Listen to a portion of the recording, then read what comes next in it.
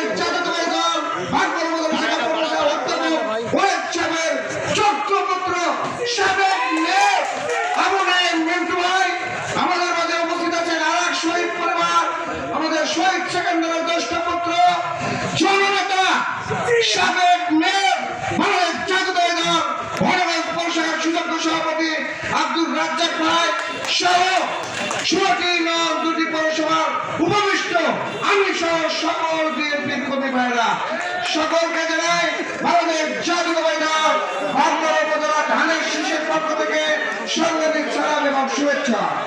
প্রিয় উপস্থিতি, বক্তব্যের প্রারম্ভে আমরা আত্মার মাগফিরাত কামনা করছি, যিনার জন্ম হলে বাংলাদেশ স্বাধীন সার্বভৌম রাষ্ট্র সেই শহীদ তার সঙ্গে মাগফিরাত কামনা করছি আমাদের গৌরীপুর ইউনিয়নের বিএনপির প্রতিষ্ঠাতা অন্যতম নেতা, বিএনপিকে যিনি গৌরীপুরীদের সাজিয়েছেন আমাদের সেই প্রিয় ভাই মরহুম মুনসুর রহমান মিদা ভাই।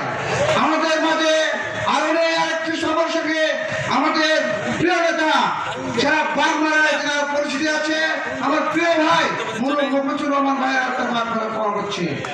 প্রিয় ভাইরা আমার, বাংলাদেশ জাতীয়তাবাদী দলের প্রতিষ্ঠাতা শহীদ প্রেসিডেন্ট জিয়াউর রহমান উনি স্বাধীনতার ঘোষক 75 সালের আগে এদেশের মানুষ যখন অনাহারে অবধারে জীবনযাপন করছিল, একটি কুচক্রী মহল যখন ওকে মেরে ফেলার জন্য বিপ্লবে নিয়ে গেছিল, সিপাহী বিপ্লব স্বাধীনতা জানেন আপনারা, রাখিয়াল আমারকে পরম করুণার ইচ্ছায় সিপাহী জনতা ঐক্যবদ্ধ হয়ে এই দেশে তাকে ক্ষমতা আসতে করেছিল। ভাইরা আমার, আমরা স্বাধীনতার সুখ, আমরা স্বাধীনতার সকল আনন্দ ভোগ করেছি 75 থেকে 81 সাল সময়।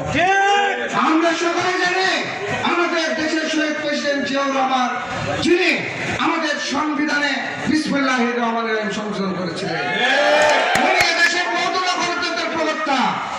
উনি ইসলামী যে সকল দল আছে ওনাদেরকে সঙ্গে নিয়ে ইসলামী দল গঠন করতে উদাত্ত আহ্বান রেখেছে। তাহলে বলেন এই দেশে ইসলাম প্রচারে কে প্রথম কাজ করেছে? শহীদ প্রেসিডেন্ট জিয়াউর রহমান। তাই আমি বলতে চাই একটি মহল